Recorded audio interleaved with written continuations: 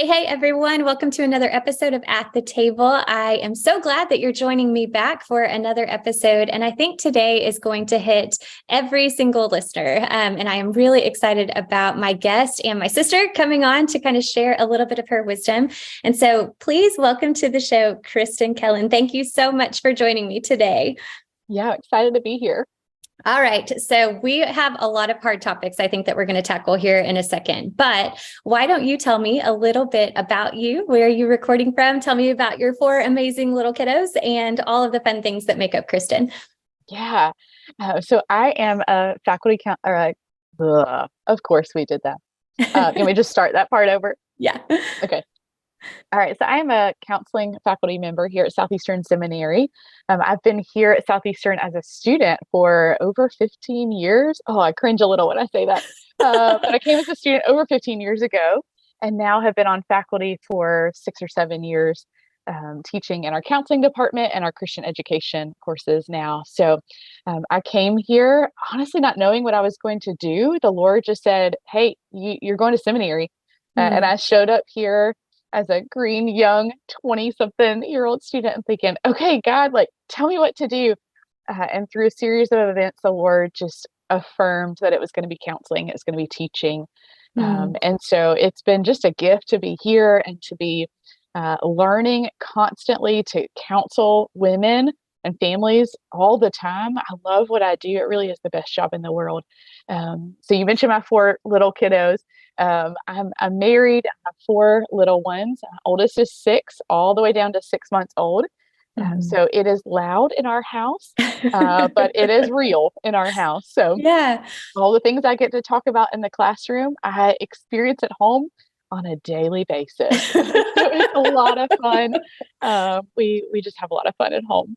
I love it. All right. So wife, mom of littles. I feel like that qualifier should be in there because that's a whole journey in and of itself, right? So lots of littles, counselor, teacher, professor, advisor. I mean, there's so many things that I think we could kind of just put on the business card if we were listing everything out. So tell me a little bit. So you said whenever you started at Southeastern that you didn't necessarily know that you were going to be in counseling. So what, I guess, landed you in seminary, the choice of wanting to choose to go to seminary, and then how, maybe give us just a few concrete ways of how you knew that God was directing you toward counseling. Yeah, good question.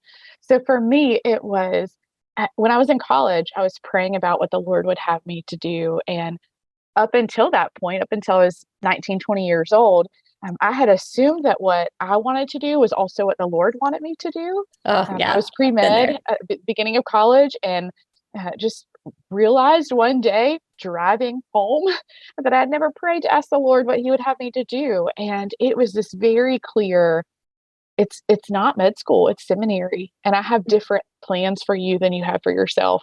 And God in his grace made that very clear. He affirmed it through other people over the next several weeks. And that landed me at Southeastern. I was right down the road at Chapel Hill. Southeastern's not even an hour away. From there, so I came here and came in again as a young 20-something-old student and thought, okay, I don't know what I'm going to do, but I know I really like to help people. As I said, I was pre-med before, and so I had this sense of I want to help people and see people be healed. And 15 years ago, as a young female, I was also kind of thinking about if I work in a church, if I work outside the church, frankly, I need to be able to get a job. So what does that look like? And again, the Lord, my first day of classes, the Lord affirmed to me in my intro to counseling class, this is where you need to be. This is an eternal difference that you can make in the lives of your brothers and sisters. And I'm grateful for that. That's a kindness of the Lord to do that. But it was just a pragmatic, but also I think that this is it. I'm going to try. And then God in his grace just said, yes, this is it. Go and do. And that feels like the story of my life, is not always knowing what the Lord would have me to do, but knowing a little piece of the puzzle. And I do it. And then he just makes it abundantly clear. Yes, of course, this is it. So yeah, I think I've had some similar veins of just that wrestle as well. And just like, okay, but the job piece, I think is a big thing. Not only that I felt, but that I think even talking with other women leaders of just like, okay, I can do this investment of seminary or certificate or, an online degree or something like that. But then what is going to be the effect from it, like is the money worth the investment? So I think just the picture of that faithful step and just being obedient in the next thing, and then allowing God to really bring other people around you to affirm those gifts and to affirm that calling on your life. And so clearly he was working then and he is still working now. And I'm so grateful just for you, not only in being obedient, I think in the next step, but I do think that you are so great at coming alongside women and being that voice of healing, being that voice of hope. So as we kind of get into this conversation and as you're listening, I know that there are probably going to be emotions. There are going to maybe even be past traumas as you're listening to this episode, even heavy circumstances just now, because honestly, I think everybody coming out of the last couple of years has some kind of marring, some kind of just difficult story, if not stories, that has really accompanied just surviving these last couple of years. So as you're looking at clients, as you're working with families, as you're kind of looking at the scope of just life right now and how everybody's emotional health is probably not super great and how people are maybe going to lesser things for those healings, why is it specific to talk around the identity of womanhood? Like why is it a specific thing for us as females, as opposed to just, this is counseling, this is what everybody needs to do? So can you maybe kind of unpack like the intricacies and maybe the beauty and the specific, approaches that kind of come with being female, which is honestly a great thing. It's a good thing. It's how God's made us, but it does make it different. So maybe unpack a little bit of that for us. Yeah, it is. And it's this, if I'm honest, Jackie, internally, I have this wrestling with, like, we're all human and we're all image bearers, male or female, but that's a very clearly created aspect of our identity, right? I can't, I don't decide that. God made me this. And so understanding that brings with it some differences that are beautiful, that are good. And the other part of that tension is wanting to not lump all women into one category to say, oh, women are always more emotional than men, right? The tendency is that we are more emotionally receptive, or we are culturally, it's more acceptable for us to demonstrate emotion, and that matters. But we don't want to say that men aren't emotional, right? And so there's this balance of individuality and personhood and male versus female. And yet, I do think that there are realities that are at play. So that point I just made of women tend to feel their emotions differently. We tend to perceive emotions in others differently than our male counterparts. We tend to express them more openly. And culture plays a role there, but our gender does too. And so with something as simple as that, we need to be mindful that as I am going to minister to a brother or sister, but a sister, what is generally true? Can I investigate that specifically in her so that I can love her better and serve her better? That just gives me kind of a leg up to help her. And again, there are differences that are good and beautiful, and yet we're not reducible to those differences. An example of that comes out in counseling is a woman's role, right? What is her role in the home or in the church? A woman is not reducible to that. I'm not reducible to being a wife or a mother, but I am a wife and I am a mother, and that matters. And so balancing that out appropriately with the ultimate aim of loving her well, serving her well, which ultimately loves and honors the Lord better, I think it's just wise for us to do, is to understand each other better and love each other better. I love that. And I think even as I'm listening to you and I'm reflecting on my own therapy that I had several years ago. And, it's funny that you talk about some of those differences and even the stereotypes that come with women. And typically, the way that I'd heard it, especially growing up, is like, oh, women are just so dramatic, and they're so overly emotional. And that really kind of seeded the lie that, well, emotions are bad. And I think on both sides, either gender, emotions are indicators, emotions are good things. But what I had learned is that, well, I can't show emotion. I can't deal with maybe some of the hard things that are happening, and to be strong looked a certain way. And so it's important for us, I think, both as men and women, but then also as women, to know that maybe some of the things that we've heard are lies and ways that the enemy is really trying to squelch some of that healing, some of that opportunity to be able to express how we are as female and to reflect his image. And so there's so much, gosh, I feel like this is going to be like, we're going to need another episode.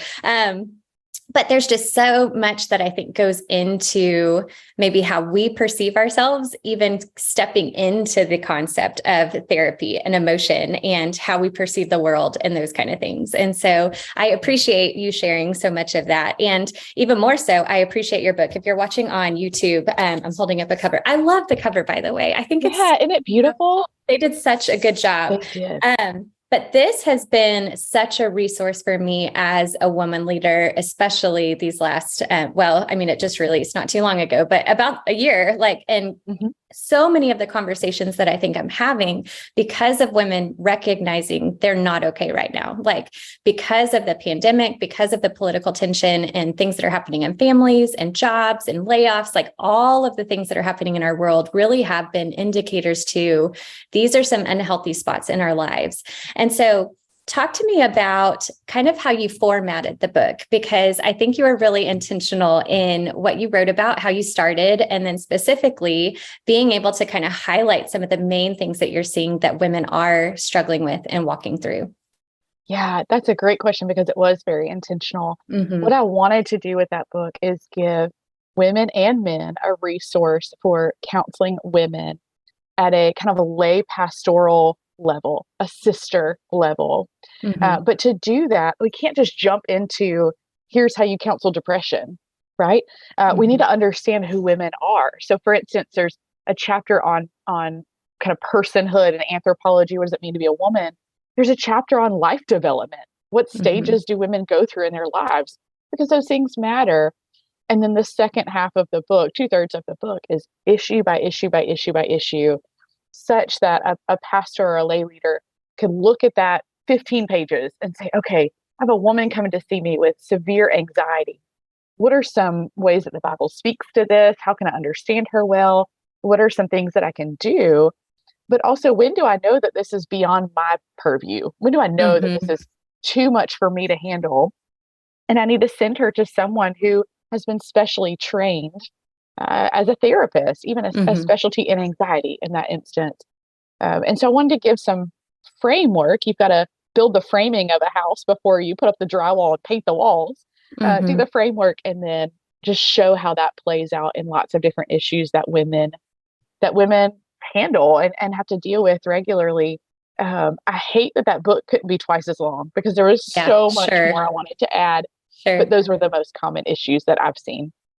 I think there's something that you're pointing out, especially if you're a women's ministry leader or if you're a pastor or even just a friend listening to this. I think it's important for us from our seat as lay people, as you kind of termed us, as people that don't have the degrees, they don't have the practice and even the credentials kind of behind our name, right? We're the friend, we're the person that they come to, especially in church. I feel like a lot of times we are that first person that they do choose to go to. They're not just jumping into the counseling office, that they are struggling with something and we are one of the first ones. And so I love how you're saying, okay, we as leaders, we as ministers, we as people that have been given the opportunity to shepherd and guide need to have training, need to have some stapled foundation, I think, as you put it, to be able to, all right, this is a framework that I need to kind of be asking questions through. These are things that I need to be keeping in mind, but that we are also not the end all goal or person that is really going to be used by God to complete that healing. We really are, at least in my own experience, I guess I should say this. that I really do see myself as that first step. Like, I want to listen well. I want to be able to understand the situation. I want to be trained and educated on what are indicators to where this is something that needs to be dealt with immediately. These are steps in different scenarios. And so I think maybe that a lot of us have not had that framework given to us, and we have not really learned what to do. And now all of these things are kind of coming up within our congregants and within our friends and our neighbors and our family. And we're kind of scrounging with, what do we do? Right. And so I love how that first part of the book really does give that framework. And then there are these topics that are so common. So why don't you give me, let's pick, gosh, there's so many good ones in here. And I've read through all of them. So I'll let you choose. How about two of the things that maybe you're kind of seeing really kind of creep up a lot right now, and maybe give us some pointers around those topics of how do we minister to people? How do we walk through maybe some of those conversations around those two topics? So I'm curious what you're going to pick. Yeah, the two, so many come to mind, but the two that I feel like I've seen most often lately are depression and grief. And they're connected. So I'll try not to overlap, but depression with hints of anxiety sometimes under there, I think has come from our isolation. When we were in COVID, right, we were all on lockdown, we were isolated. And I think by our very nature, we turned inward and we just said, okay, everything is shut out. I'm just going to handle things myself. The problem is God didn't make us that way, right? One of the first things that we see in Genesis is God said, it's not good for man to be alone. It's not good for woman to be alone either, right? And so we see this kind of isolation that is leading to depression. I'm seeing that especially in younger women who didn't have kind of the life experience as much of building deeper rooted friendships, right? She was at a stage in life where friendships kind of come and go. So she didn't have things to fall back on. So the teenager, early college, seeing that even more. That's good. Yeah. But understanding, like, we weren't meant to live that way. And so we sit with a woman who's struggling with depression, like Job's friends before they open their mouths. We just sit and we listen and we say, what's the struggle that's there? What are the messages that are in your mind? What do you keep going back to? What are the lies that the enemy is using that you tell yourself? And just sit and just listen. And evaluating, there's some sense in which we evaluate, okay, are you sleeping? Are you eating? All of us can ask those questions. Are you exercising? And do some preliminary, just listening and affirming and encouraging, saying you're not alone. And more women than you think are struggling with these sorts of thoughts and feelings. That does a tremendous amount that we can speak to. I think the other one that I mentioned was grief. And where I'm seeing this is not as much on the tangible loss. Certainly some of us had tangible losses. We might have lost a family member or a good friend to COVID. But the loss of relationships, the loss of dreams, the loss of, here's how I anticipated that I would school my children, right? I mean, even as simple as decisions that moms are having to make for their kiddos. Like, there's grief and intangible loss. And our culture doesn't do a good job of dealing with intangibles, right? We'll have a funeral for someone who dies, but we don't really know how to reckon with, hey, I thought that by this point I would have this depth of relationship with my friend or my mom, or I thought I'd get to see, the intangible things. And that's where I'm seeing a lot of difficulty. And again, some of the guidance is the same as with depression, sitting and listening and asking good questions to draw out what's the loss there, and affirming, no, that's a legitimate loss. Let's grieve that. Let's give grief its place, and let's not have expectations on how long grief should last, right? So just like when we have a funeral, the grief doesn't end when you walk out of the funeral. We don't expect it to. Same thing with intangible loss. You had this dream, you had this, I desire to do this, and things got shut down for whatever reason. Let's acknowledge that hurts, and it continues to hurt. Let's give some space for that and not have expectations around what that should or shouldn't look like. Yeah. That can do a tremendous amount as well. Okay. So even you kind of saying like with the intangible losses, because I can think through things within my own life, even that I'm like, Yep. okay, yep, I feel that. Like that's definitely something that I think it makes more sense when there's a physical life lost, but then we haven't been learning like that whole process of lament and Yes. grief and how to like feel sadness, because I think so much we're like, well, you should move on, or sadness is bad. And so let's avoid, those kind of things. But there was something in there that I think you said to where you're allowing people to sit in that grief and not giving them time. So maybe let's go here. What are some ways? I'm almost scared to ask this because I feel like, okay, I'm going to be there. But what are some ways that you see leaders, ministers, like doing it wrong? Like, what are phrases that we're saying? What are ways that we're coming alongside and where we are expecting them to, grieve at a certain time frame? Like we have it in our mind, or we think that we know what they need for healing, and maybe it's not right. So how do you see some of us like coming along? Not obviously not on purpose. Okay. So let's caveat that. But what are some things that we maybe need to steer clear of in these conversations? Yeah, that's a great question because, and you said it, Jackie, underneath all of that, we can presume the best of intentions, right? We want to help, we want to step in, but we have all been the recipients of that was not the right thing to say right then. Yeah. Right? We're probably both thinking of instances. I'm sure our listeners are too. So I think one of those is not presuming that because I went through something similar, that this woman experiencing the same feels the same. So I can give a really personal example. We went through several miscarriages early on, and we would tell people, and the comments that would come were felt like they were minimizing or felt like, "Oh, I've been there, you'll be fine." But in that moment, I was not fine. Right? I was grieving the loss of a child, and so people who were well intentioned, who had been through the same thing, would try to give recommendations for here's how you get through it, or just don't think about it, right?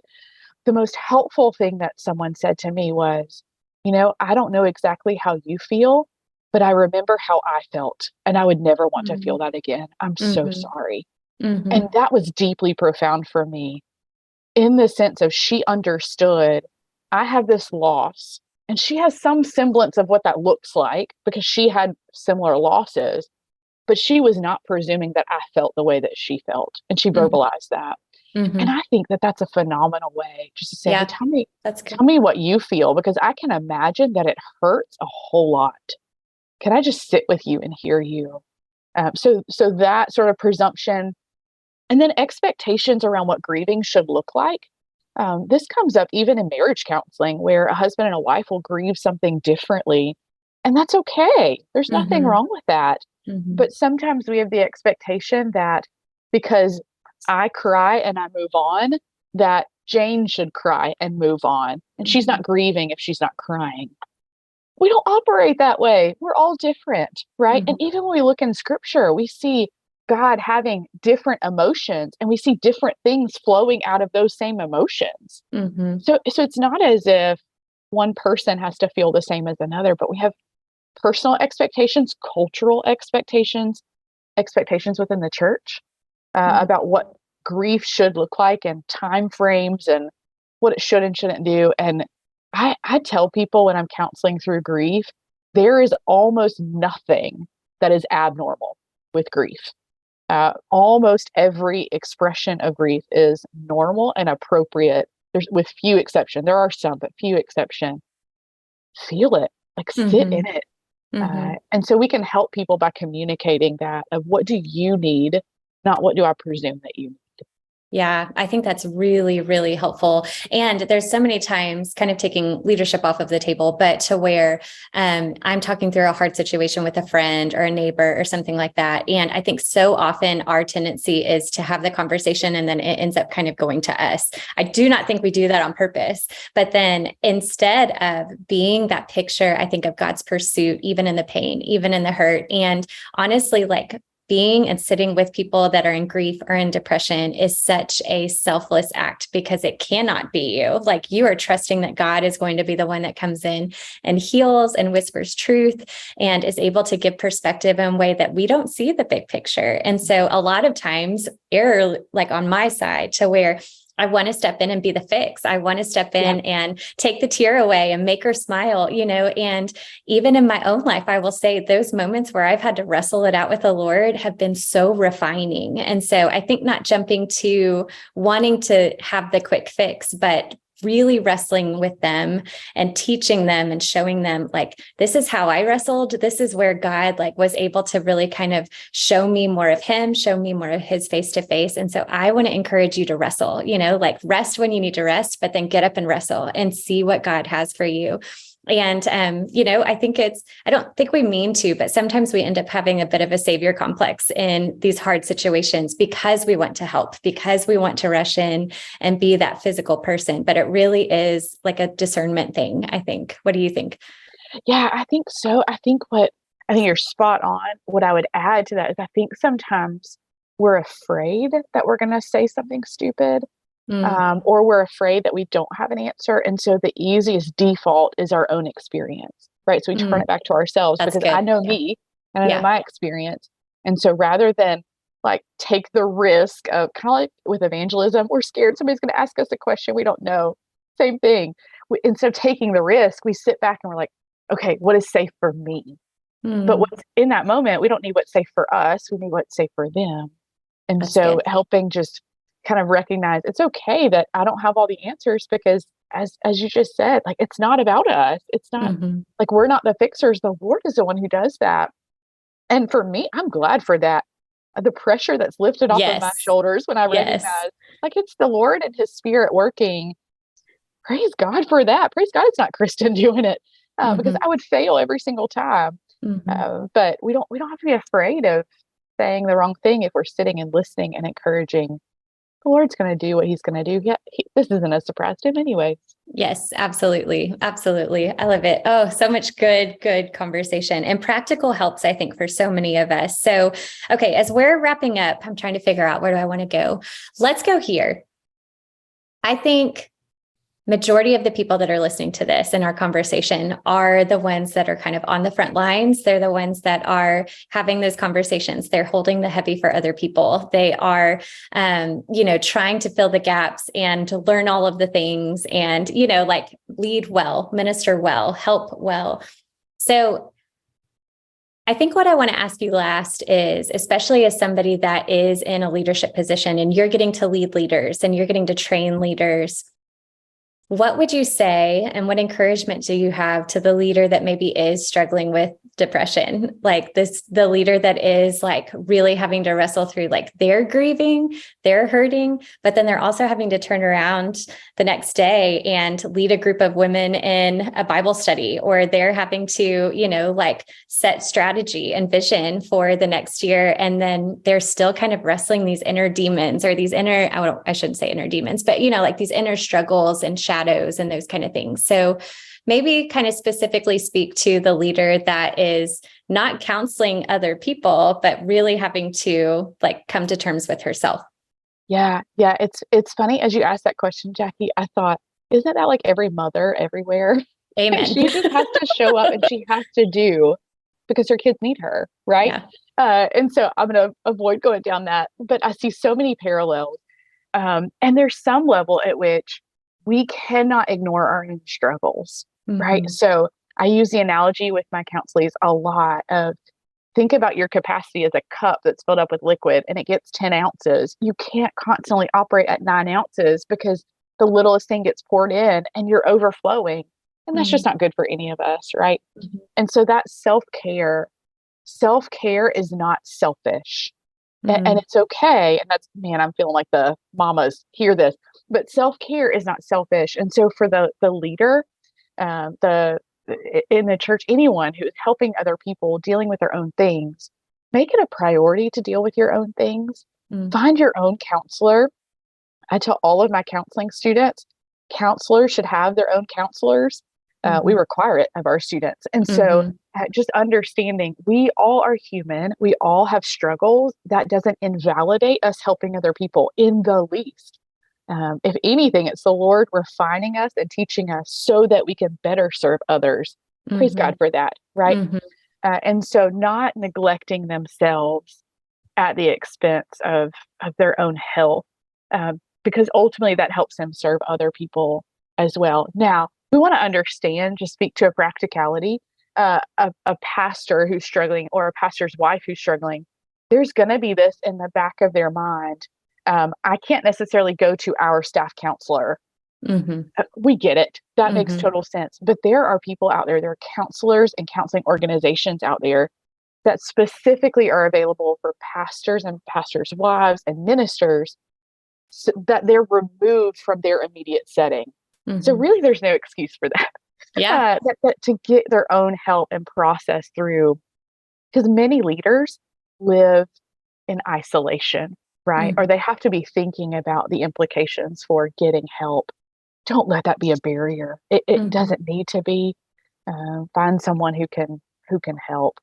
Yeah, I think that's really good advice for all of us. And you're exactly right. Like, we've all kind of experienced a lot of the same hard, and pastors and leaders specifically over these last couple of years have really had those intangible losses. Like they've been the ones to fill the gap. They've been the ones that had to make hard decisions, or no matter what decision they made, like nobody liked it. And so I think some of those things that we just by adrenaline or by willpower just had to move forward in really did leave some marring, and really did leave just some hurt and betrayal and sadness and all of those things. And so I agree. And my hope is that we would take those steps to choose healing for ourselves, to really tackle some of those hard losses and watch how God can birth and grow new things as we struggle and as we wrestle with him. So, man, Kristin, this has been such a helpful episode.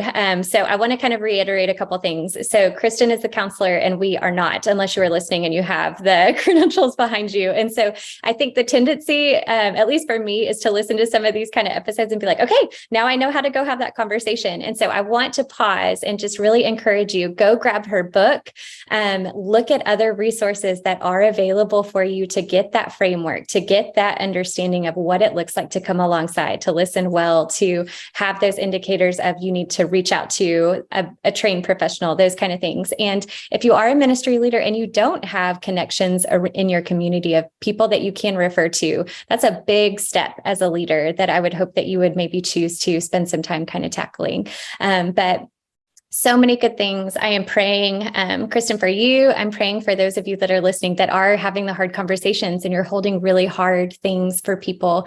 And I'm praying that God would continue to show us hope, continue to show us healing, and continue working in all of the ways that he does, that we get to watch and really just become more and more in awe of how good of a God he is. So Kristin, thank you again for joining us on the show. And I will make sure to put all of the connections in the show notes so that you can find her book and find ways to connect with her, and maybe even go study under her. I would really encourage that. I think she would be a really great professor. So thank you, Kristin, for joining me today. You are welcome. Thanks, Jackie. And as always, thank you for joining us for another episode of At the Table. And we can't wait to see you next week for another episode. We'll see you then.